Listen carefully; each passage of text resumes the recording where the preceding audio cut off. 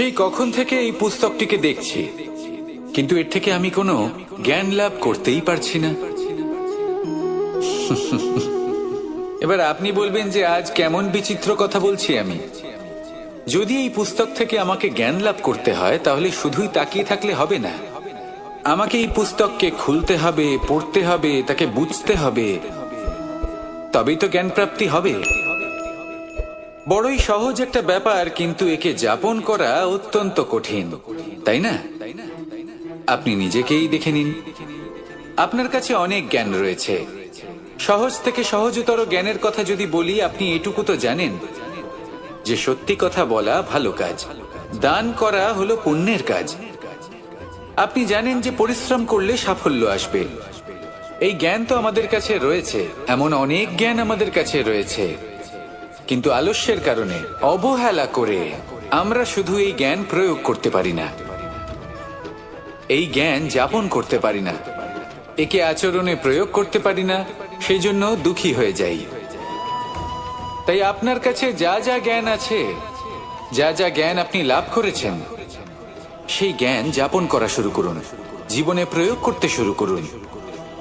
এই মন প্রত্যেকটি মুহূর্তে প্রসন্ন থাকবে, আর লক্ষ্য প্রাপ্ত করে এই মন বলবে, রাধা রাধা। আমি এইভাবে প্রত্যেক দিন নিজের সাথে কিছুটা সময় অতিবাহিত করি, সুচিন্তা করি, কারণ আমি এটা মনে করি যে আমার প্রতিদ্বন্দ্বী অন্য কেউ নয়, বরং আমি নিজেই। আর আমি চেষ্টা করি যে আমি যেন নিজেকে নিজের থেকে বেশি শ্রেষ্ঠ করে তুলতে পারি। তাই প্রতিদিন আমি আকলন করি নিজের কর্মের, যে কাল আমি কি উচিত করেছি, কি অনুচিত করেছি, যে ভুল আমি করেছি তা আজকে কি করে শুধরে নিতে পারি। যে শ্রেষ্ঠ কর্ম আমি কাল করেছি, আজও সেই শ্রেষ্ঠ কর্ম আমাকে করতে হবে। শুধু এই প্রক্রিয়াতেই আমি নিজেকে শ্রেষ্ঠ ব্যক্তি, শ্রেষ্ঠ রাজা, একজন শ্রেষ্ঠ পিতা, পুত্র করে তুলি। এইভাবেই আমি একজন শ্রেষ্ঠ মানুষ হয়ে উঠি। আপনিও এই কথা মনে রাখবেন যে আপনার প্রতিস্পর্ধা অন্য কারোর সাথে নয়, বরং নিজের সাথে। তাই নিজের কর্মের আকলন করুন, নিজের মধ্যে যে দোষ আছে তা ত্যাগ করুন, নিজেকে শুধরে ফেলুন। এই মন সবসময় সুপ্রসন্ন থাকবে এবং লক্ষ্য প্রাপ্ত করে বলবে, রাধা রাধা। সকলে আমাকে জিজ্ঞেস করেন যে কৃষ্ণ, তুমি সবসময় হাসি মুখে কি করে থাকো, এত প্রসন্ন কি করে থাকো তুমি? এই সমগ্র সংসারে চতুর্দিকে সমস্যা রয়েছে, দুঃখ রয়েছে, তাও হাসি মুখে কি করে থাকো? সত্যি কথাই বটে, এই সংসারে চারিদিকেই দুঃখ রয়েছে, প্রত্যেকের জীবনে সমস্যা রয়েছে। কৃষ্ণের জীবনে একটু বেশি সমস্যা রয়েছে, তাও আমি হাসতে থাকি। কেন? কারণ হলো প্রেম। আমার সমস্ত মনোযোগ কেন্দ্রীভূত থাকে সেই প্রেমের প্রতি যা আমি পেয়ে থাকি, যেমন রাধার প্রেম, দ্বারকার প্রেম, দাদার প্রেম, স্ত্রীর প্রেম, পুত্রের প্রেম, মাতা পিতার প্রেম আদি ইত্যাদি। আমার মনোযোগ এই প্রেমের প্রতি কেন্দ্রীভূত থাকে। আর যখনই আমি এই প্রেমের কথা স্মরণ করি, মুখে দুশ্চিন্তা অথবা দুঃখের আবেগ দেখা অসম্ভব ব্যাপার। শুধু এটাই হলো রহস্য কৃষ্ণের হাসি মুখে থাকার, তার হাসির রহস্য। আপনিও জীবনে এটাই করুন।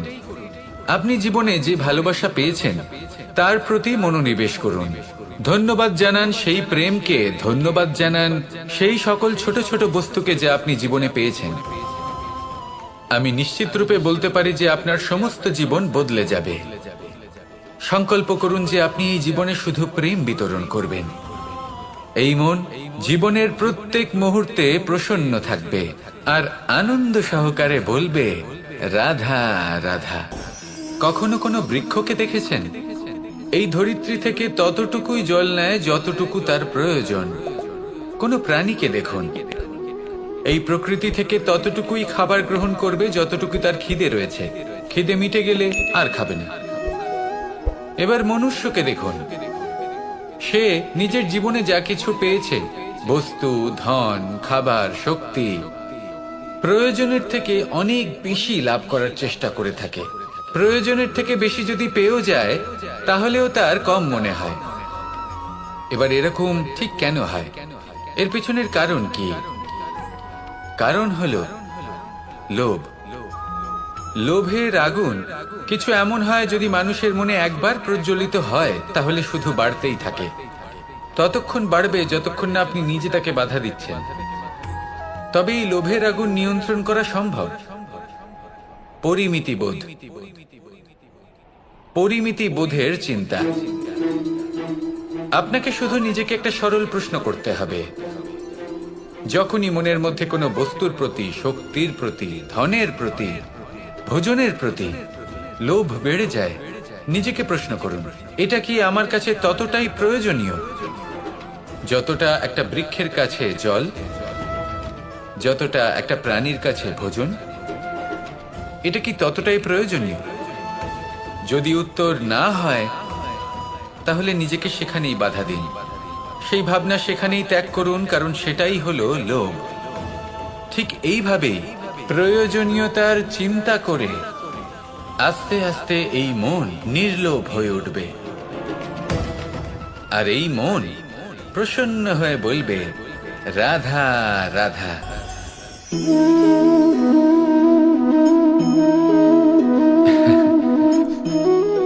ঘুমের মধ্যে আমরা বিভিন্ন ধরনের স্বপ্ন দেখি, কিছু সুখের, কিছু দুঃখের, কিছু অত্যন্ত ভয়ানক।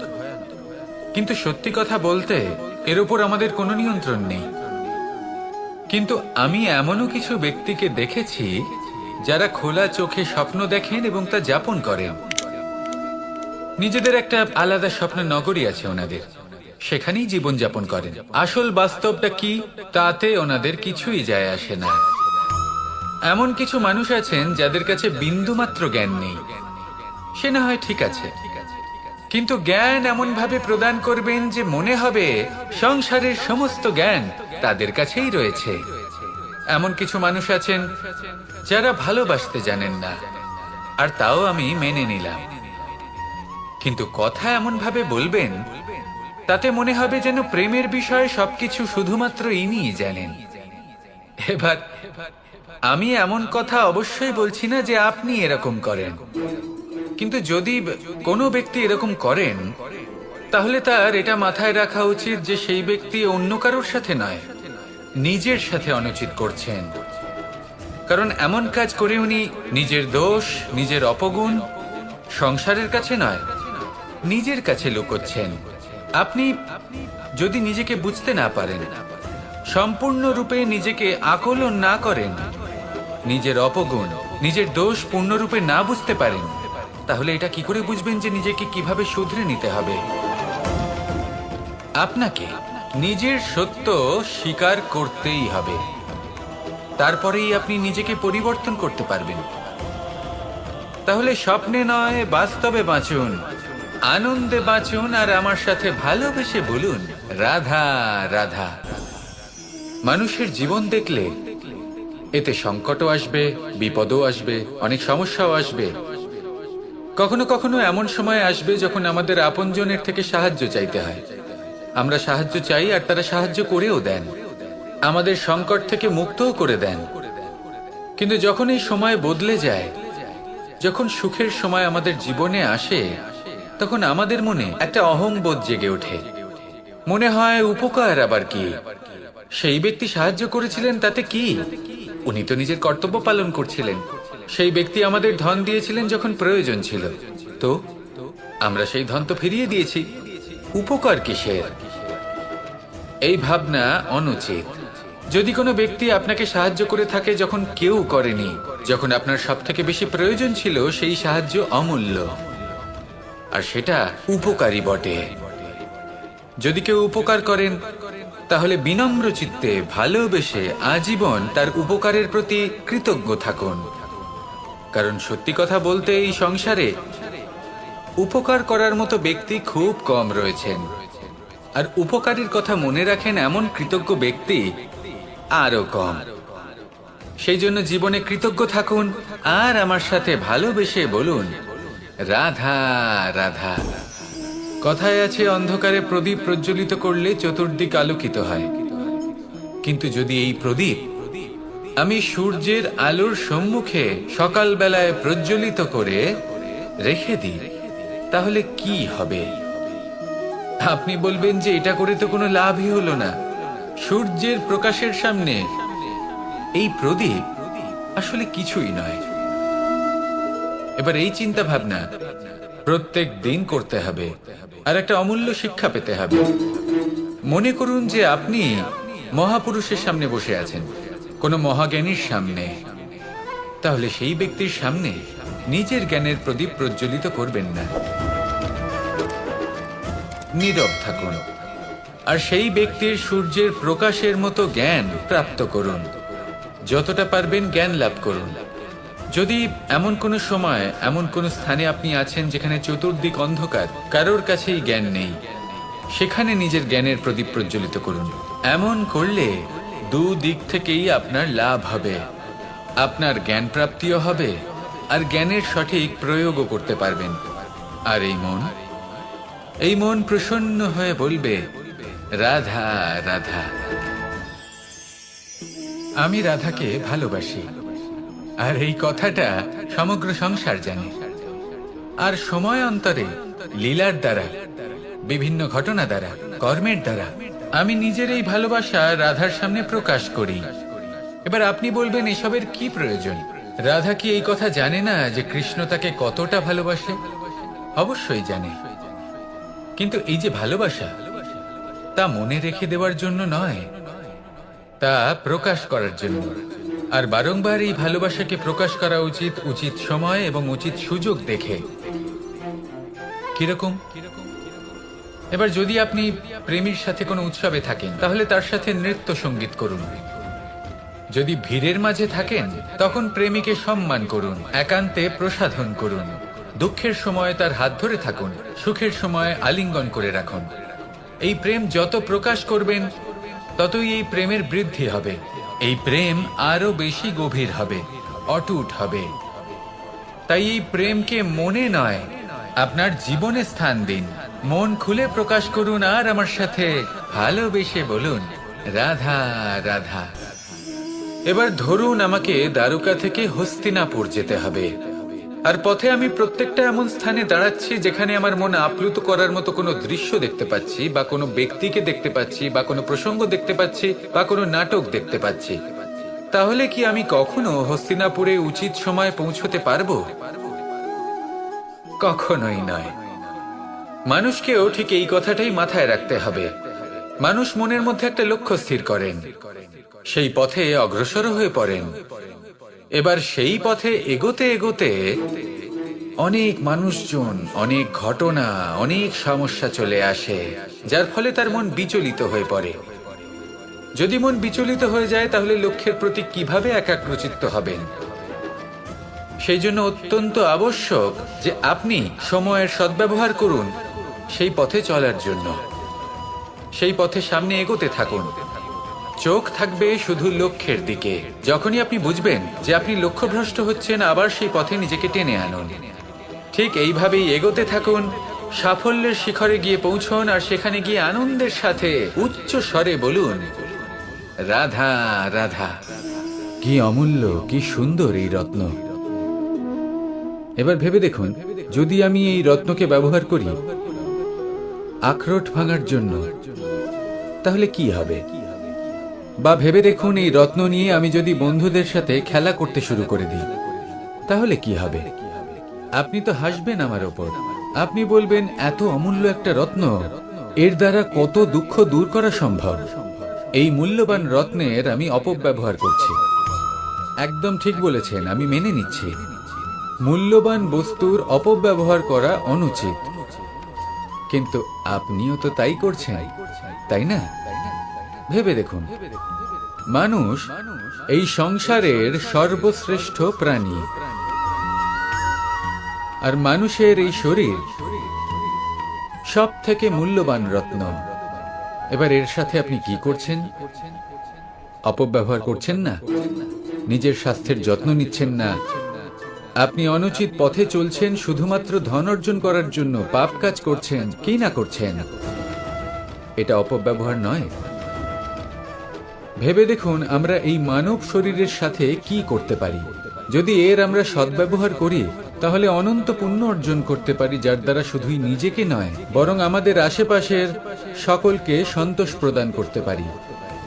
তাই সংকল্প নিন এটাই যে মানব শরীরের আমি সদ্ব্যবহার করব, পুণ্যের পথে চলব, সকলের মঙ্গলের জন্য, সকলের প্রসন্নতার জন্য। এই কর্ম করুন, এই পথে চলতে থাকুন। এই মন সন্তোষ বোধের সাথে বলবে, রাধা রাধা। এই সংসারে আমি একজন কুশল সারথি হিসেবে প্রসিদ্ধ, কিন্তু এমনটা ঠিক কেন? কারণ আমি প্রত্যেকটা মুহূর্তে রথের নিয়ন্ত্রণ নিজের হাতে পূর্ণরূপে রাখি। যেই না রথ পথভ্রষ্ট হয়ে পড়ে সেই মুহূর্তে তাকে সঠিক পথে নিয়ে আসি।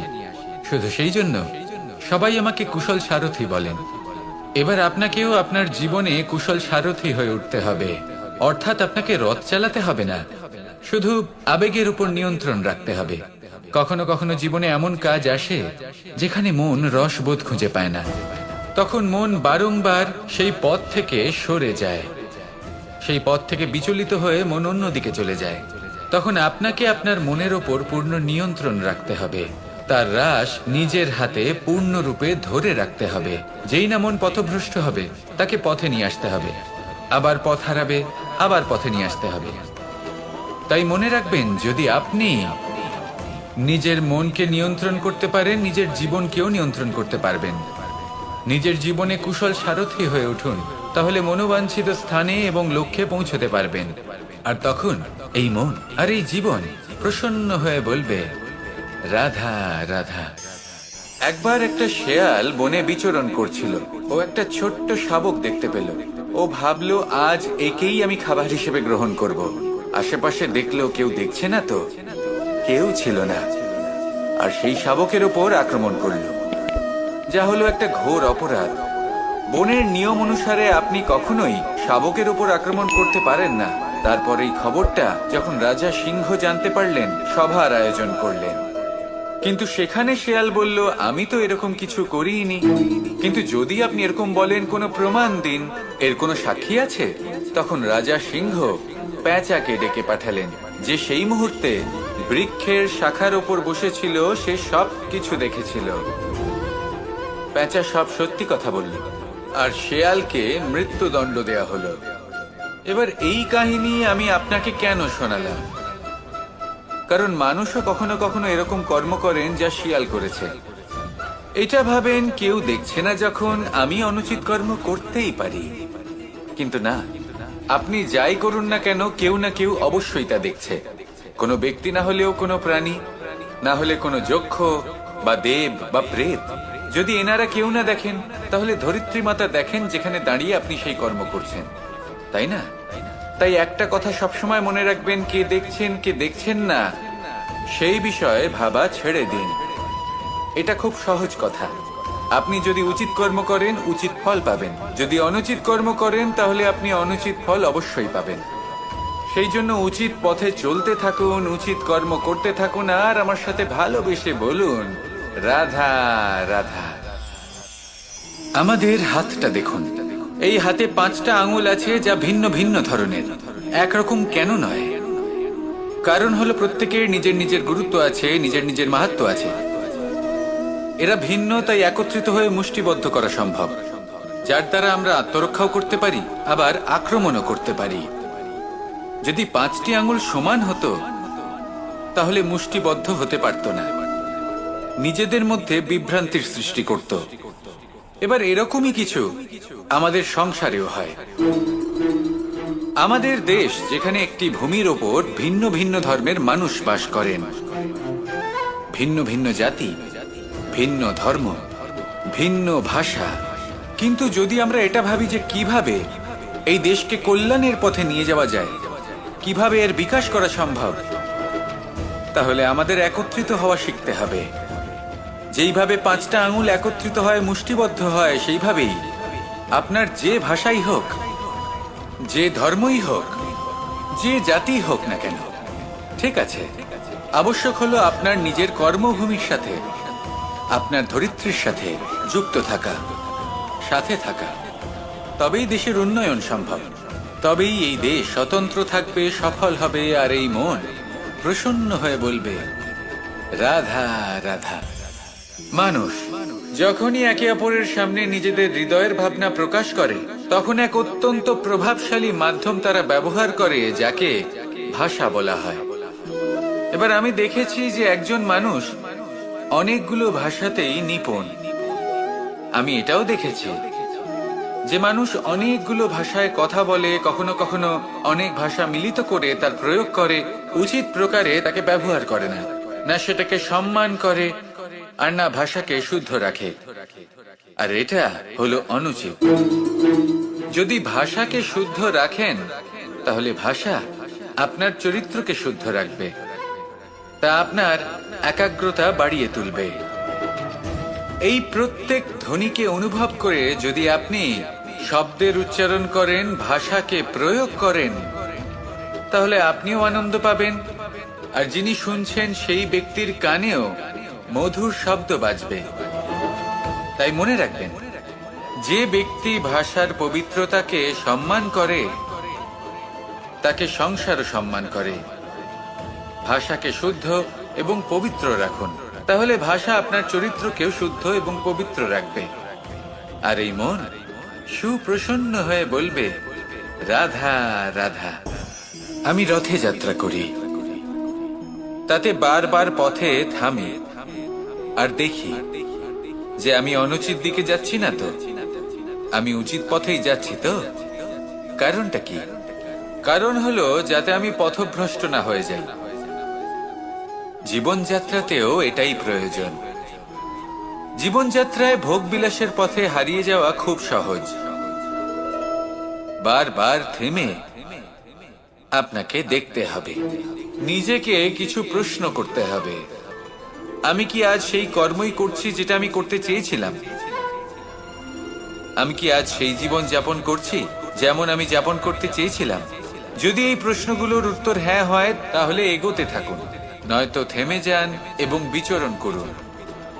মনে রাখবেন, এই সংসার অত্যন্ত জটিল, আর এতে হারিয়ে যাওয়া অত্যন্ত সরল। সেই জন্য নিজে থেকে বারবার থামা এবং জীবন চিন্তন করা অত্যন্ত আবশ্যক। তাহলে সেটাই করুন, আর আমার সাথে ভালোবেসে বলুন রাধা রাধা। এই ফল কি তা বলার কোনো প্রয়োজন নেই, এই ফল কতটা সুস্বাদু সেটাও বলার কোনো প্রয়োজন নেই। ধরুন এমন কোনো মানুষ আসলেন যিনি জানেন না এটা কোন ফল। তিনি এটা দেখে ভাববেন এ তো কাঁটার একটা গুচ্ছ মনে হচ্ছে, নিয়ে ফেলে দেবেন। সেখানে দ্বিতীয় কোনো ব্যক্তি যিনি বুঝদার, তিনি দেখবেন, ভাববেন যে প্রকৃতি এর গায়ে এত কাঁটা কেন দিয়েছে? অবশ্যই সুরক্ষার জন্য দিয়েছে, অর্থাৎ ভিতরে অবশ্যই অমূল্য কিছু রয়েছে। সেই ধরনের ব্যক্তি এই ফলের অন্তরে প্রবেশ করেন এবং এই ফলের আনন্দ উপভোগ করেন। এরকমই কিছুটা আমাদের সংসারেও আমরা দেখতে পাই। প্রত্যেক দিন আমরা নতুন নতুন মানুষের সাথে পরিচিত হই। এমন কিছু ব্যক্তি থাকেন যাদের সাথে প্রথম আলাপের পর আমাদের এটা মনে হয় যে এই ব্যক্তিকে দেখে একটু রাগী ব্যক্তি মনে হচ্ছে, বড়ই অহংকারী বোধ হচ্ছে, উদ্ধত মনে হচ্ছে। বেশিরভাগ মানুষ প্রথম আলাপের পরে তাদের সাথে দূরত্ব বজায় রাখবেন, কিন্তু যিনি বুঝদার ব্যক্তি তিনি ভাববেন যে এই ব্যক্তি এমন কেন করছেন। হয়তো সুরক্ষার খাতিরে এই ব্যক্তি নিজেকে এরকম করে তুলেছেন যাতে অন্য কোনো ব্যক্তি এসে ওনার সময় নষ্ট না করেন, ওনার আবেগের সাথে ছলনা না করেন, খেলা না করেন। হয়তো অতীতে এমন কোনো ঘটনা ঘটেছে যার জন্য এই ব্যক্তি কিছুটা এরকম হয়ে গেছেন। এমনই একজন ব্যক্তি সেই ব্যক্তির মনের গভীর পর্যন্ত পৌঁছতে পারেন, আর সেখান থেকে শুভ গুণগুলিকে বাইরে বের করে আনতে পারেন। এরকমই ব্যক্তি হয়ে উঠুন, এমন বুঝদার ব্যক্তি হয়ে উঠুন যিনি সামনের ব্যক্তির খারাপ গুণগুলিকে অবহেলা করে হৃদয়ের অন্তঃস্থল থেকে শুভ গুণগুলিকে প্রকাশিত করে এবং সেই ব্যক্তিকে দেখাতে পারে। এমন ব্যক্তি হয়ে উঠুন যিনি নিজের জীবনকেও সফল করে তোলেন এবং অন্যের জীবনকেও। আসুন আমার সাথে ভালোবেসে বলুন রাধা রাধা। আপনি অবশ্যই কোনো গাছ দেখে থাকবেন যেখানে অনেক ফল রয়েছে। সেই গাছের ডালগুলি নিজে থেকেই নত হয়ে যায়। কেন? যাতে মানুষ, প্রাণী এরা সকলে যাতে সেই ফল খুব সহজে গ্রহণ করতে পারেন। এটাই হলো প্রকৃতির শিক্ষা, এটাই হলো প্রকৃতির নিয়ম। মানুষেরও কিছুটা এরকমই হওয়া উচিত। যদি আপনি সাফল্যের চরম সীমায় পৌঁছে যান, অনেক বেশি ধন অর্জন করে ফেলেন, তখন মনে রাখবেন যে আপনি যেন অহংকারী না হয়ে পড়েন। বিনম্র থাকতে হবে। সেই ধনকে ব্যবহার করতে হবে উচিত কাজের জন্য। সেই ধনের দ্বারা সমাজের মঙ্গল করা উচিত। সকল মানুষকে সাহায্য করা উচিত যাদের ধনের অভাব আছে। যদি ধনী হওয়া সত্ত্বেও আপনি ধনের সদ্ব্যবহার এই সমাজের মঙ্গলের জন্য, তার ভালোর জন্য না করেন, যদি আপনি ধন দান না করেন, তাহলে এই ধন অহংকার রূপী বিষে পরিণত হয়ে আপনাকেই নাশ করবে। তাই ফলে ভরা গাছের মতো নত হয়ে থাকুন, বিনম্র হয়ে থাকুন, দান করুন, আর আমার সাথে ভালোবেসে বলুন, রাধা রাধা। আমি অনেক সংখ্যক মানুষকে দেখেছি, তাদের কাছে অত্যাধিক জ্ঞান আছে, শিল্প আছে, ধন আছে, কীর্তি আছে, কিন্তু তারা এই সব কিছু নিজেদের কাছেই রাখেন, এই সমাজে বিতরণ করেন না। কারণ হলো ভয়। ওনাদের মনে হয় যে যদি আমি এই সব কিছু সমাজে বিতরণ করি, তাহলে সমাজ আমার শিল্প হোক, ধন হোক, জ্ঞান হোক, কীর্তি হোক, সবকিছু চুরি করে নিয়ে যাবে, আর তার বদলে আমি কিছুই পাবো না। এটা কিন্তু সত্য নয়।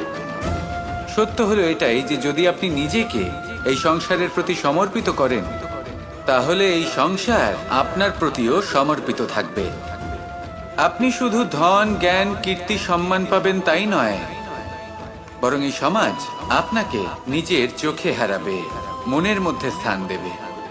তাই এই ভয় ত্যাগ করে দেখুন কিভাবে এই সমাজ আপনাকে প্রেম সমর্পণ করে। আসুন আমার সাথে ভালোবেসে বলুন, রাধা রাধা। এগুলো হলো নিম পাতা। যদি এগুলো চেখে দেখেন, তাহলে মুখ বিকৃত হবে। এগুলো কি তেতো খেতে, হে নারায়ণ! এর থেকে বেশি তিক্ত সংসারে আর কিছুই হতে পারে না। হয়তো আপনি এগুলো ফেলেও দেবেন, কিন্তু যদি এই স্বাদের ঊর্ধ্বে উঠে এই নিমের বিষয়ে আপনারা জানতে চেষ্টা করেন, তাহলে আপনি জানতে পারবেন যে এই নিম কতটা বেশি গুরুত্বপূর্ণ, কত গুরুত্বপূর্ণ ওষুধ, আর আমাদের শরীরের জন্য কতটা বেশি লাভজনক। এই নিম, এর মধ্যে অনেক রোগের উপশম নিহিত রয়েছে। এবার জীবনে আমরা বিভিন্ন মানুষের সাথে পরিচিত হই, নেত্র দ্বারা তাদের দেখি, কিন্তু তাদের আমরা খুব একটা পছন্দ করি না। সেক্ষেত্রে আমাদের কি করা উচিত? অন্তর মন দিয়ে তাদের দেখা উচিত। ওনাদের রূপ রং নয়, ওনাদের ব্যবহার, ওনাদের গুণাবলী দেখা উচিত। কারণ হতে পারে ঠিক যেমন নিম পাতা বাস্তবে খুব তেতো কিন্তু আমাদের শরীরের পক্ষে লাভজনক, সেইভাবেই এইসব মানুষ যাদের দেখলে আমাদের ভালো লাগে না, যাদের রূপ রং আমাদের পছন্দ হয় না, হয়তো সেই মানুষগুলোই আমাদের জীবনকে পূর্ণরূপে পাল্টে দিতে পারেন। হতে পারে তাদের মধ্যে এমন ক্ষমতা রয়েছে, আমাদের সুখ, শান্তি, প্রেরণা প্রদান করতে পারেন, আমাদের দুঃখ হরণ করতে পারেন, আমাদের পথ দেখাতে পারেন। সেই জন্য যখনই কোনো ব্যক্তিকে দেখবেন, চর্মচক্ষু নয়, অন্তর্মন দিয়ে দেখবেন, রূপ রং নয়, গুণাবলী দেখবেন, মানুষকে আরো ভালোভাবে বুঝতে পারবেন, আর এই মন প্রসন্ন হয়ে বলবে, রাধা রাধা। এই সংসারে সবাই বলেন, আমি অর্জুনের মতো হয়ে উঠতে চাই। সবাই চায় যে তারাও যেন অর্জুনের মতো গান্ডীব লাভ করে। তারাও চায় যে তাদেরকেও মহাদেব এসে পশুপতি অস্ত্র দান করবেন। তারাও এটাই চায় মহাভারতের মতো মহাসংগ্রামে বিজয়ী হতে। কিন্তু সবাই ভুলে যান যে অর্জুন যা হতে পেরেছিলেন সবকিছুই অর্জন করেছিলেন। যদি আপনিও অর্জুনের মতো গান্ডীব লাভ করতে চান, তবে আপনাকেও তার মতোই শ্রেষ্ঠ কাঠ নির্বাচন করতে হবে। সেই কর্ম আপনাকেই করতে হবে। তার প্রত্যঞ্চা যাতে তীব্র হয়, তার জন্য আপনাকে সর্বশ্রেষ্ঠ দড়ি খুঁজে বের করতে হবে। আপনার বাণ যাতে ঘাতক হয়, সেই জন্য আপনাকে নতুন নতুন ধাতু খুঁজে বের করতে হবে। সেই শিক্ষা আপনাকে লাভ করতে হবে, তবেই আপনার ইচ্ছে পূর্ণ হবে। অর্জুন হওয়া বড়ই সরল, যদি আপনি কিভাবে অর্জন করতে হয় তা জানেন। শুধুমাত্র স্বপ্ন দেখেন যারা, তারা কখনোই অর্জন করতে পারবেন না। কিন্তু যদি কেউ অজ্ঞাতবাস ভোগ করতে পারে, যদি কেউ লাক্ষাগৃহ থেকে পালিয়ে বাঁচতে পারে, যদি কেউ কঠোর তপস্যা করতে পারে, প্রতীক্ষা করতে পারে এবং পরিশ্রম করতে পারে, তাহলে সে অর্জুন অবশ্যই হয়ে উঠবে। যদি আপনি অর্জুন হয়ে উঠতে চান, তাহলে কর্ম করতে শিখুন আর আমার সাথে ভালোবেসে বলুন, রাধা রাধা।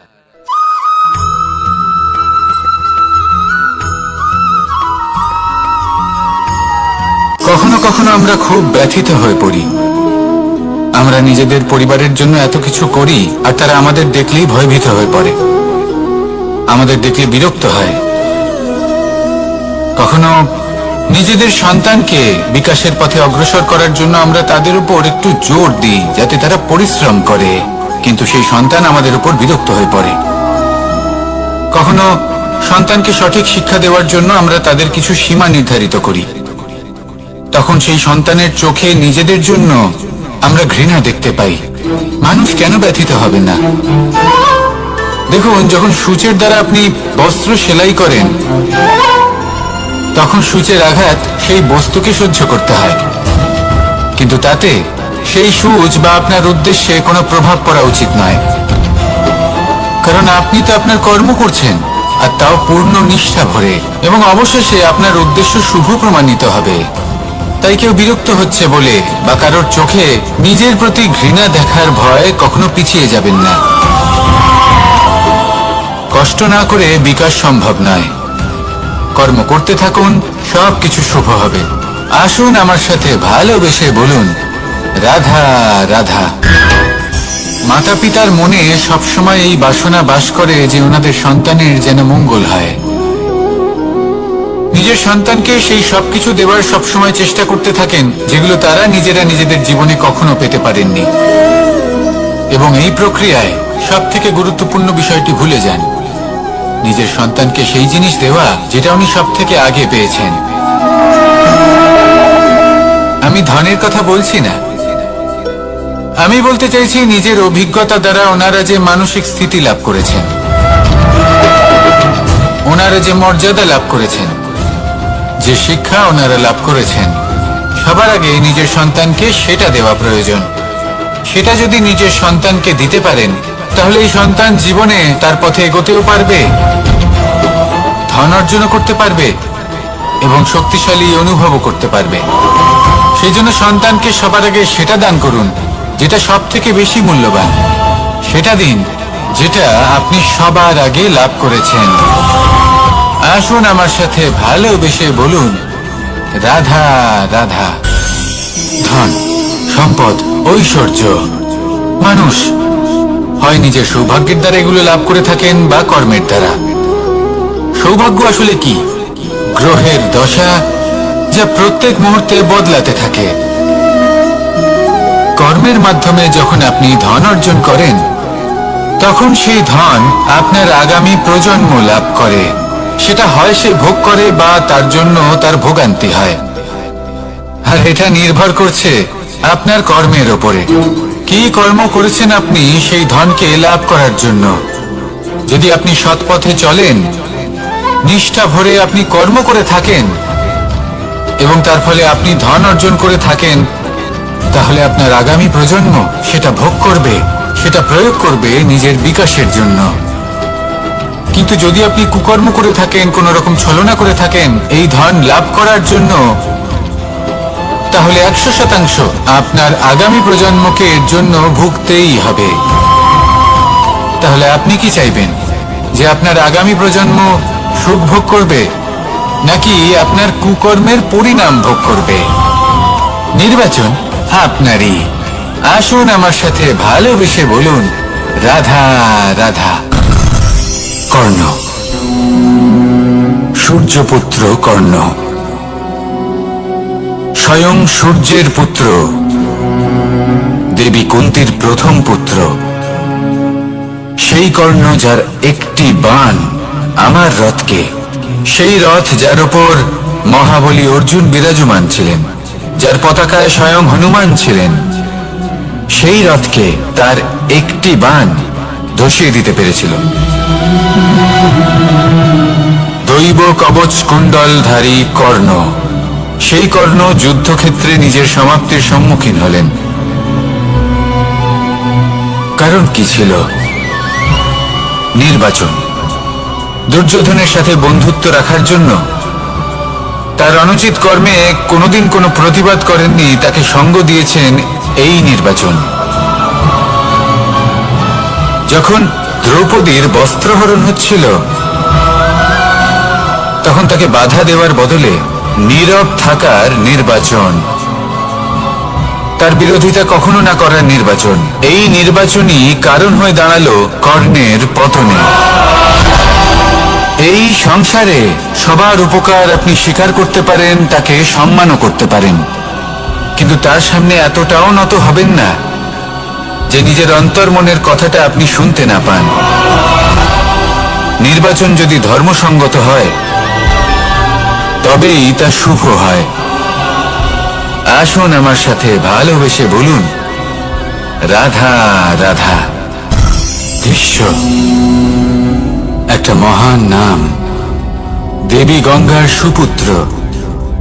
স্বয়ং বৃহস্পতি এবং পরশুরাম ছিলেন ওনার শিক্ষাগুরু। অত্যন্ত মহান যোদ্ধা ছিলেন, কিন্তু এই মহান যোদ্ধা ইনি ইতিহাসে আজ পর্যন্ত সেই সম্মান পেলেন না যার উনি যোগ্য ছিলেন। কারণ নির্বাচন। রাজ সিংহাসনের সেবা করার প্রতিজ্ঞা নিয়েছিলেন উনি। এবার রাজ সিংহাসনে যেই বসুক না কেন, তার সেবা করা, তার প্রত্যেক আদেশ পালন করা, এটাই ছিল ওনার প্রতিজ্ঞা। তা সেই ব্যক্তি উচিত হোক বা অনুচিত, সে উচিত পথে চলুক বা অনুচিত পথে চলুক, সুপাত্র হোক বা কুপাত্র, উনি তার সেবা করতে থাকলেন, তার প্রত্যেক আদেশ পালন করতে থাকলেন, নিজের প্রতিজ্ঞা পালন করতে থাকলেন। ধৃতরাষ্ট্র নেত্রহীন অবশ্যই ছিলেন, কিন্তু এতটাও নেত্রহীন ছিলেন না যে উনি প্রজাদের চোখের জল, ধর্ম অধর্ম দেখতে পাবেন না। উনি সব বুঝতে পারতেন। আর এদিকে ভীষ্ম নিজে প্রতিজ্ঞাবদ্ধ হয়েছিলেন। দুর্যোধন অনুচিত পথে চালিত হচ্ছিল, তাও উনি তাকে সঙ্গ দিতে থাকলেন। আর পরিণামস্বরূপ আজ পর্যন্ত ইতিহাসে উনি সেই স্থান পেলেন না, সেই সম্মান পেলেন না যার যোগ্য উনি ছিলেন। যদি আপনি কোনো প্রতিজ্ঞা করে থাকেন, তা সে যতই কোনো উচিত কারণের জন্য হোক না কেন, যদি আস্তে আস্তে সময়ের সাথে সেই প্রতিজ্ঞা আপনাকে অনুচিত পথে চালিত করে অধর্মের পথে নিয়ে যায়, পাপের পথে নিয়ে যায়, তাহলে সেই প্রতিজ্ঞা ভঙ্গ করা অত্যন্ত আবশ্যক। সময় অনুসারে নিজেকে বদলানো আবশ্যক, নয়তো এই প্রতিজ্ঞা আপনাকে দিয়ে পাপ কর্ম করাবে, কুকর্ম করাবে, আর আপনার বিনাশের কারণ হবে। আসুন আমার সাথে ভালোবেসে বলুন, রাধা রাধা। অশ্বত্থামার মৃত্যু হলো। কেউ জানে না সে মানুষ নাকি হাতি। এই বাক্য কে বলেছিলেন? সাক্ষাৎ ধর্মরাজ যুধিষ্ঠির। সেই যুধিষ্ঠির যিনি নিজের জীবনে কখনো মিথ্যে বলেননি, কিন্তু উনি এমন কিছু নির্বাচন করেছিলেন যার জন্য চিরকাল শুধুই মহারাজ যুধিষ্ঠির হয়ে থেকে গেলেন, কখনো অভিমন্যুর সমান হতে পারলেন না। যখন দ্যুতক্রীড়ার আমন্ত্রণ এসেছিল, তখন মহারাজ যুধিষ্ঠির সেটা অস্বীকার করতেই পারতেন, কিন্তু করলেন না। অহংকারের জন্য সেই আমন্ত্রণ গ্রহণ করলেন উনি, এবং অহংকারের জন্য করা এই নির্বাচন ওনাকে সাধারণ করে রেখে দিল। নিজের গুরু দ্রোণাচার্যকে পরাজিত করার জন্য একটি মিথ্যে কথা বলেছিলেন। অশ্বত্থামা মারা পড়েছে, আর তারপর গ্লানিমাখা কণ্ঠে ধীরস্বরে বলেছিলেন, জানি না সে মানুষ না হাতি। কিন্তু অর্ধসত্য হোক বা সত্য লুকোনো হোক, তা হল মিথ্যের সমান, এবং প্রত্যেকটি কর্মের ফল মানুষ অবশ্যই ভোগ করে। এই নির্বাচনের কারণে যুধিষ্ঠিরকেও নরকবাস করতে হয়েছিল। তাই নিজের কর্ম শ্রেষ্ঠ করে তুলুন, কারণ এটাই সুনিশ্চিত করবে যে আপনি এই সংসার থেকে বিদায় নেওয়ার পরেও জীবিত থাকবেন নাকি নয়। আসুন আমার সাথে ভালোবেসে বলুন, রাধা রাধা। মহাভারতে অনেক যোদ্ধারা অংশগ্রহণ করেছিলেন। সবাই ছিলেন শ্রেষ্ঠ কুলের। কেউ কেউ ছিলেন বড় বড় রাজ্যের রাজা, কেউ কেউ ছিলেন দেবতার পুত্র। এনারা সবাই অংশ নিয়েছিলেন। এনারা সবাই শ্রেষ্ঠ কুলের, প্রত্যেকে ভালো পরিবেশ পেয়েছেন। কিন্তু সেখানে অন্যদিকে ছিল বারবারিক, অসুর পুত্র বারবারিক। এবং এই অসুর পুত্র বারবারিকই এই সময় দাঁড়িয়ে ভগবান রূপে স্থাপিত হয়ে আছেন। পুজো করা হয় তাকে। কারণটা কি? নির্বাচন। বারবারিক একটি দ্বন্দ্বের মধ্যে ছিলেন।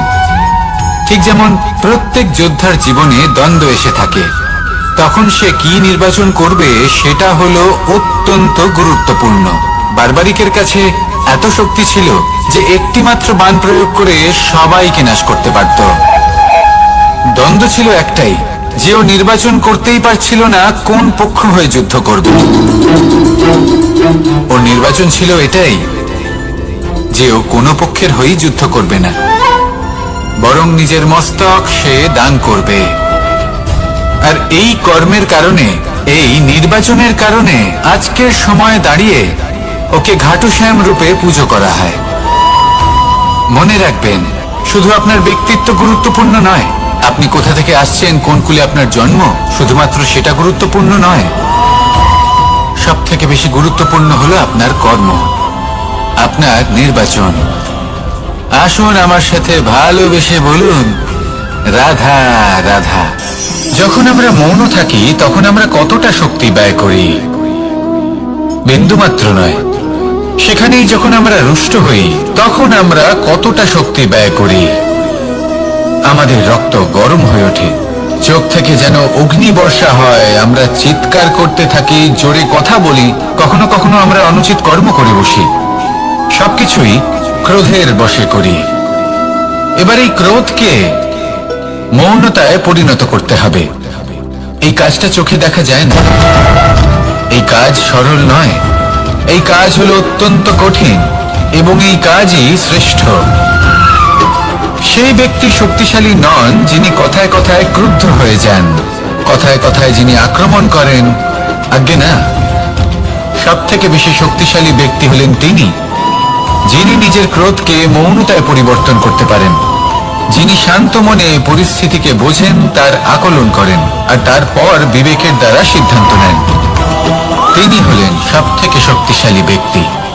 তাহলে সেই ব্যক্তি হয়ে উঠুন আর আমার সাথে ভালোবেসে বলুন, রাধা রাধা। জীবনে যখন আমরা কোনো পরিস্থিতির সম্মুখীন হই তখন আমাদের সামনে দুটো পথ থাকে, তাদের মধ্যে কোনো একটা নির্বাচন আমাদের করে নিতে হবে, এই মনে করে নিতে হবে। নির্বাচন এই সংসারের সব থেকে গুরুত্বপূর্ণ বিষয়। একটা নির্বাচন আপনার বর্তমান বদলে দিতে পারে, আপনার ভবিষ্যৎ বদলাতে পারে, আগামী প্রজন্মের জন্য ইতিহাস রচনা করতে পারে। একটা নির্বাচন। এবার দেখুন, যে পরিস্থিতি আপনার সামনে আছে, আপনাকে সেই পরিস্থিতির সম্মুখীন হতেই হবে, সেই কষ্ট সহ্য করতেই হবে, সেই মতোই কাজ করতে হবে। শুধু এই বিষয়টা নির্বাচন করতে হবে যে এই পরিস্থিতির সম্মুখীন হওয়ার সময় আমি কি দুর্বল হয়ে থাকব নাকি আমি শক্তিশালী হয়ে থাকব। এই নির্বাচন এই মনের মধ্যে করতে হবে। আর এই নির্বাচন হলো সব থেকে বেশি গুরুত্বপূর্ণ নির্বাচন। যদি নিজের মনকে শক্তিশালী করে তুলে সেই পরিস্থিতির সম্মুখীন হন, তাহলে কিছুই আপনাকে বাধা দিতে পারবে না। পূর্ণ নিষ্ঠার সাথে, সাহসের সাথে এই মনকে শক্তিশালী করে তুলুন, তাহলে কোনো সংকট আপনাকে না বাধা দিতে পারবে না ভাঙতে পারবে। আপনি নিজে সাফল্যের শিখরে পৌঁছতে পারবেন, আর এই মন প্রসন্ন হয়ে বলবে, রাধা রাধা। জীবনে সব থেকে বেশি মূল্যবান বস্তু কি? ধন, স্বর্ণ, মাণিক্য, আভূষণ? না, এই সব কিছু মিলিয়েও সময়ের এক মুহূর্তের সামনে মলিন হয়ে পড়ে। এক মুহূর্ত যা এক দরিদ্রকে রাজা করতে পারে, যা এক রাজাকেও দরিদ্র করতে পারে। একটি মুহূর্ত যা আপনার আত্মবিশ্বাসকে পর্বতের শিখরে পৌঁছে দিতে পারে, একটি মুহূর্ত যা আপনার অস্তিত্বকে গভীর সাগরে বিলীন করে দিতে পারে। একটি মুহূর্তের খেলা। সব সময় জীবনে সেই ব্যক্তিকে সম্মান করুন, শ্রদ্ধা করুন, যিনি আপনার জন্য সময় বের করে থাকেন। সব সময় সেই ব্যক্তির প্রতি নিষ্ঠাবান থাকুন, যেই ব্যক্তি খারাপ সময় আপনার পাশে দাঁড়িয়ে থাকে। এই সময় সব থেকে বেশি মূল্যবান। আসুন আমার সাথে ভালোবেসে বলুন, রাধা রাধা। প্রজাপতি দেখেছেন? কি সুন্দর হয়, তাই না? এই প্রজাপতি, ওদের দিকে তাকালে নিজের অজান্তেই নিজের মুখে হাসি ফুটে ওঠে। কিন্তু এই প্রজাপতি জন্ম থেকেই এমন দেখতে হয় না। জন্ম থেকে এদের কাছে ডানা থাকে না, এরা উড়তেও পারে না। যখন একটি প্রজাপতি জন্ম নেয় তখন প্রথমে ডিম অবস্থায় থাকে সে। আস্তে আস্তে সেই কবচ সে ভেঙে ফেলে, খুব পরিশ্রম করতে হয় তাকে। তারপর কীটের আকার ধারণ করে সে চলতে থাকে। অনেক কষ্ট সহ্য করতে হয়, অনেক পরিশ্রম করতে হয়। তারপর তার রূপ বদলে যায়, তারপরে তার ডানা গজায়, তারপরে সে উড়তে পারে। এই নিরন্তর পরিশ্রমই সাফল্যের মূল মন্ত্র হয়। কখনো কখনো প্রতিভাও কম পড়ে যায় যদি নিরন্তর পরিশ্রম না করা হয়, যদি সমর্পণের ভাব মনে না থাকে, দৃঢ় নিষ্ঠা না থাকে। আর কখনো কখনো সেই ব্যক্তি যার মধ্যে বিশেষ প্রতিভা থাকে না, সেই ব্যক্তি নিরন্তর পরিশ্রম করে, নিজের মনে সমর্পণের বোধ জাগিয়ে তোলে, দৃঢ় নিষ্ঠার সাথে কর্ম করে আর সাফল্য লাভ করে। সেই জন্য আপনি জীবনে যেখানেই পৌঁছে যান না কেন, নিরন্তর পরিশ্রম করতে থাকুন। তবেই আপনার ভবিষ্যৎ রঙিন প্রজাপতির মতন গগনচুম্বী হবে। তবেই এই সংসার আপনাকে দেখবে এবং নিজের অজান্তেই এই সংসার নিজের মুখে হাসি ফুটিয়ে তুলবে এবং এই সংসার আমার সাথে ভালোবেসে বলবে, রাধা রাধা। পুরাণে আমরা দেখেছি যে মাতা পিতা কতটা মহান হতে পারেন।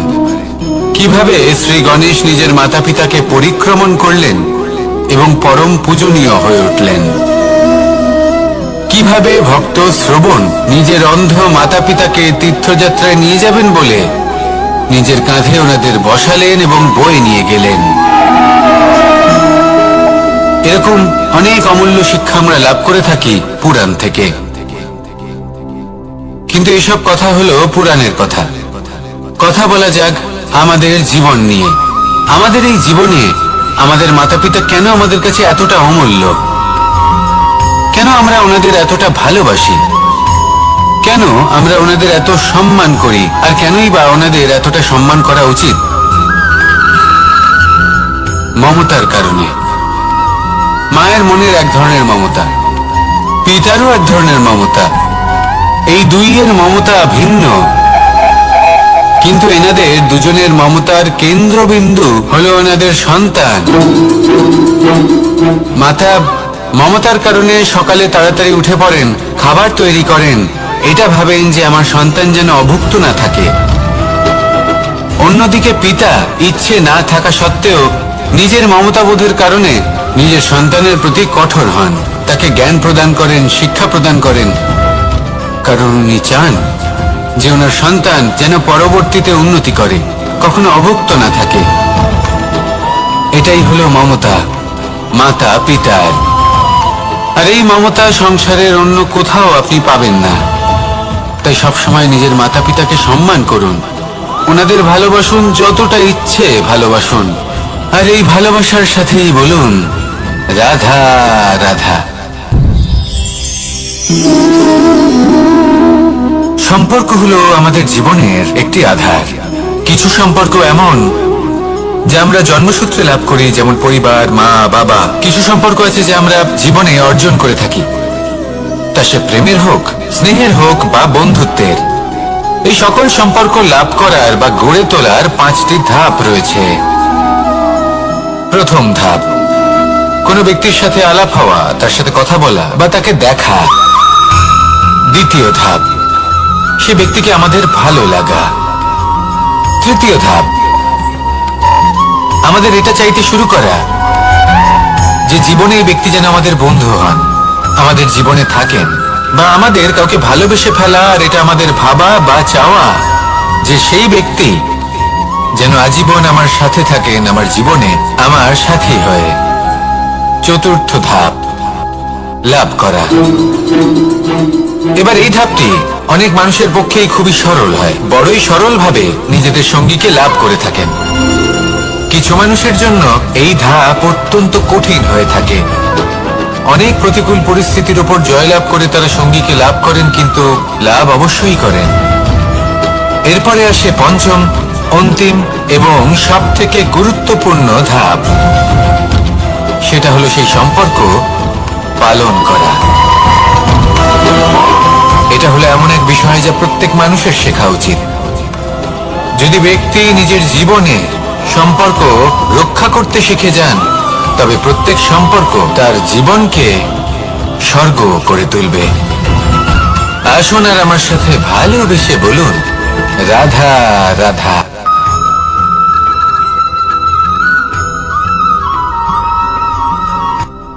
রাত্রে আমরা সুখ নিদ্রা লাভ করি, আমরা স্বপ্ন দেখি, ভবিষ্যতের পরিকল্পনা করি, খুব ভালো লাগে।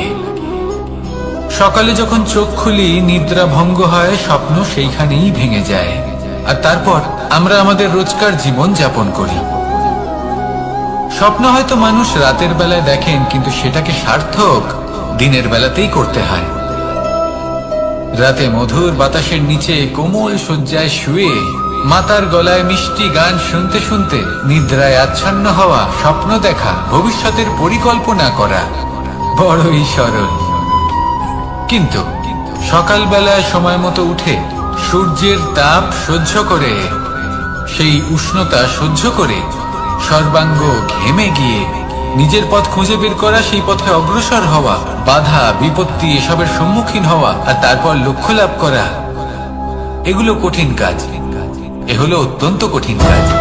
যদি আপনি চান যে স্বপ্ন আপনি দেখেছেন তা সত্যি হোক, তাহলে দিনের বেলায় আপনাকে বেরিয়ে কর্ম করতেই হবে, পরিশ্রম করতেই হবে।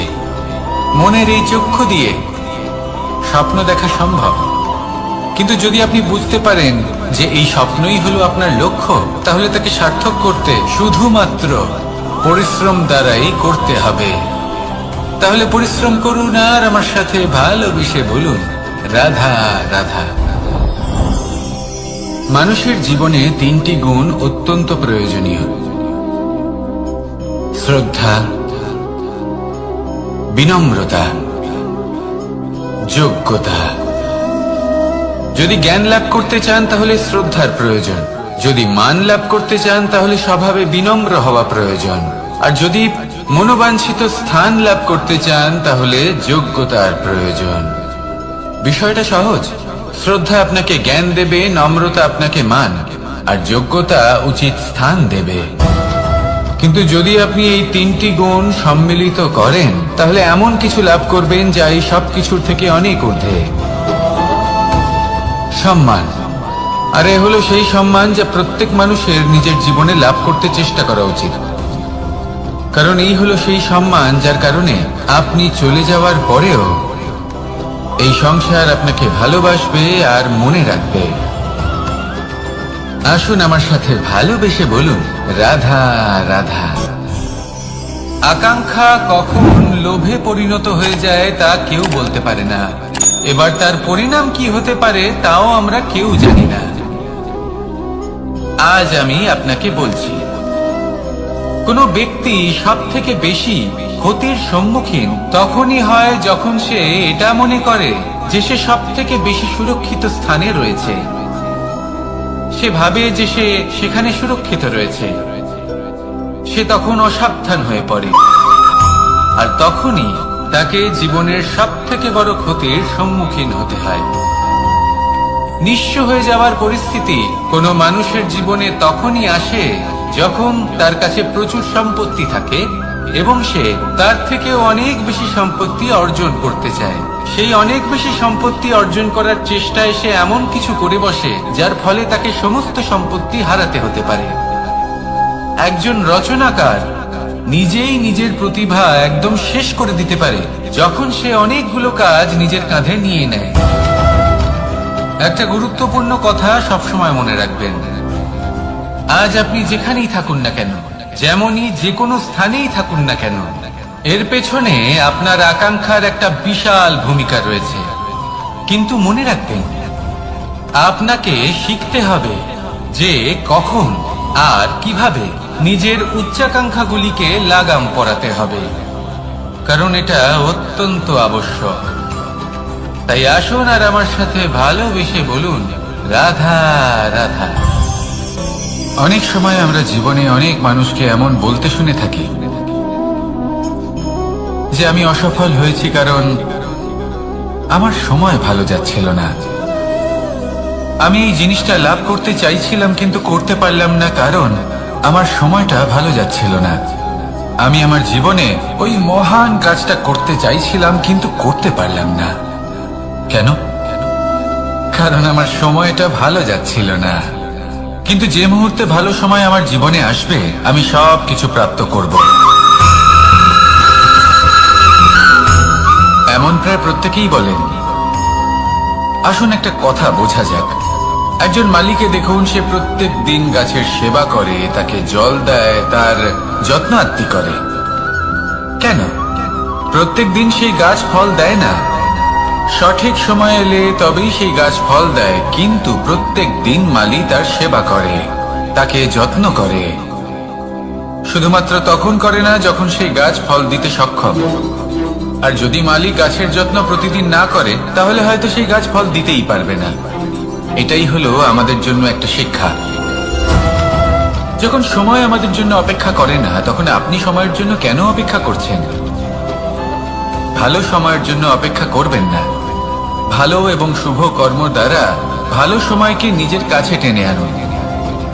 নিরন্তর কর্ম করুন, পরিশ্রম করতে থাকুন, শুভ সময় আপনা থেকেই আপনার কাছে আসবে। আসুন আমার সাথে ভালোবেসে বলুন, রাধা রাধা। মানুষের এই সংসারে জীবনযাপন করার জন্য কিছু জিনিসের প্রয়োজন পড়ে। এমন কিছু আবেগ, এমন কিছু বস্তু আছে যেগুলো তার প্রয়োজন হয়। কিন্তু সব থেকে বেশি যে জিনিসটা তার প্রয়োজন হয় সেটা হলো সম্মানের। আমাদের ভালো লাগে যখন কেউ আমাদের সম্মান করে। আমরা কাউকে সম্মান করলে তারও সেটা ভালো লাগে। কিন্তু আপনি দেখবেন যে সংসারে বেশিরভাগ মানুষ দুটি মাপদণ্ডের ভিত্তিতে সম্মান করেন, হয় বয়স দেখে করেন বা উপার্জন দেখে, অর্থাৎ সেই ব্যক্তি কতটা উপার্জন করেন। এবার ভেবে দেখুন, এটা আবশ্যক নয় কারোর বয়স যদি বেশি হয় তার বুদ্ধিও ততটাই বেশি হবে। আবশ্যক এটাও নয় যে কোনো ব্যক্তি যদি অত্যন্ত ধনী হন বা তার মনও নির্মল হবে বা তিনি সৎকর্ম করবেন বা এমন কোনো কর্ম করবেন যাতে উনি সম্মান লাভ করতে পারেন। হতে পারে উনি ধনী কিন্তু দুশ্চরিত্র। সেই জন্য বয়স বা উপার্জন দেখে কোনো ব্যক্তিকে সম্মান করবেন না, কর্ম দেখুন। যদি গভীরভাবে ভেবে দেখেন তাহলে দেখবেন যদি কোনো মানুষ কোনো সৎকর্ম করেন তাহলে তার প্রতি হৃদয় থেকে সম্মান জাগ্রত হয়। এটাই হলো সেই সম্মান যা অর্জন করতে হবে। বয়স আজ আছে, কাল আরো বৃদ্ধি পাবে। উপার্জন আজ আছে, কাল সেটা কমে যেতেও পারে। কিন্তু যদি আপনি নিরন্তর শুভকর্ম করতে থাকেন তাহলে আপনি মৃত্যুর পরেও অমর হয়ে থাকবেন। আসুন আমার সাথে ভালোবেসে বলুন, রাধা রাধা। পাপ এবং পুণ্য, এই দুই হলো সংসারের এমন দুই বিন্দু যাকে কেন্দ্র করে এই সংসারের চক্র ঘুরতে থাকে। আমরা যদি কোনো কর্ম বিচার করি, হয় পুণ্য নয় পাপের দৃষ্টিভঙ্গি দিয়ে, এটা হয় পুণ্য না হলে পাপ। কিন্তু এই পাপ এবং পুণ্য এই দুই নির্ভর করে প্রত্যেক মানুষের উপর, তার চিন্তাধারা, তার পরিস্থিতির উপর। ধরুন এমন একজন মানুষ যিনি অনেক দিন ধরে বনে পথ হারিয়েছেন, অনেক দিন হয়তো উনি কোনো খাবার খাননি। এবার এমন পরিস্থিতি চলে এসছে যে এবার যদি উনি খাবার না খান তাহলে হয়তো জীবিতই থাকবেন না। আর এমন অবস্থায় ওনার সামনে যদি কোনো প্রাণী আসে তাহলে তাকে শিকার করা, এটা কিন্তু তার কাছে পাপ নয়, এটা তো জীবিত থাকার একমাত্র উপায়, এটা তার কাছে পুণ্য সম। আর যদি আমি এমন একজন ব্যক্তির কথা বলি যিনি সরল, যিনি একটি সুখী, শান্ত, সুরক্ষিত জীবনযাপন করছেন, তার কাছে কিন্তু এটা পাপ। এইরকমই এই সংসারে ভিন্ন ভিন্ন পরিভাষা আছে পাপ এবং পুণ্যের। তার মধ্যে যদি আমি আপনাকে একটি সরল পরিভাষা দিই, সেটা হলো জীবনে যখনই কোনো কর্ম করবেন সেটা নিয়ে একটু ভেবে দেখুন যে এই যে কাজটা আমি করছি তার ফলে এই যে অন্য মানুষেরা আছেন এই সংসারে, তারা কি দুঃখ পাবেন? যদি তারা দুঃখ পান তাহলে সেটা পাপ। যদি আপনি এমন কোনো কর্ম করেন যার ফলে অন্যরা প্রসন্নতা লাভ করেন, তাদের মুখে হাসি ফুটে ওঠে, যদি তারা প্রেরিত হন, জীবনে সামনে এগোতে পারেন, তাদের বিকাশ হয়, তাহলে এটা হলো পুণ্য। তাই জীবনে সবসময় পুণ্য করতে থাকুন আর আমার সাথে ভালোবেসে বলুন রাধা রাধা। বনস্পতি ফলনের জন্য আমাদের কিসের প্রয়োজন পড়ে? একটু ধরিত্রীর, একটু পরিশ্রমের, আর একটা বীজের। এবার যদি মানুষের কথা বলি, তাহলে এখানে ধরিত্রী হলো মানুষের এই জীবন, যেখানে মানুষ নিজের ইচ্ছের ফল ফুল ফলন করতে চায়। পরিশ্রম হলো আমাদের কর্ম, আর বীজ হলো আমাদের নির্বাচন। আমাদের বেছে নিতে হবে যে আমরা কি বপন করব, আম নাকি ফণি মনসা। এর মধ্যে আমরা কি পেতে চাই? রসালো ফলের ফলন চাই নাকি কাঁটার ফলন চাই, তা আমাদের উপর নির্ভরশীল। কিন্তু একটা কথা ঠিক, লক্ষ্য যেমনই হোক না কেন, জীবন যেমনই হোক না কেন, যদি আপনি লক্ষ্যের দিকে এগোতে থাকেন তাহলে কর্মের সাথে খামখেয়ালি আচরণ করতে পারবেন না। যদি আপনি এমন করেন তাহলে এটা আপনাকে একটা অনুচিত লক্ষ্যে পৌঁছে দেবে, সেটা কিন্তু নিশ্চিত। সবসময় এটা মনে রাখবেন, কর্মের সাথে খামখেয়ালি হবেন, অর্থাৎ কর্মফলও আপনার সাথে খামখেয়ালি হবে। তাহলে নিষ্ঠার সাথে কর্ম করতে থাকুন আর নিজের লক্ষ্যকে প্রাপ্ত করুন। আর আমার সাথে ভালোবেসে বলুন রাধা রাধা। অগ্নি চতুর্থ তত্ত্ব, সব থেকে বেশি গুরুত্বপূর্ণ কিন্তু তার থেকেও বেশি ভয়াবহ। কখনো অগ্নিকে নিয়ন্ত্রিত রূপে উনুনে জ্বলতে দেখেছেন? এই অগ্নি আমাদের খাবার বানাতে সাহায্য করে, যা আমাদের শক্তি প্রদান করে।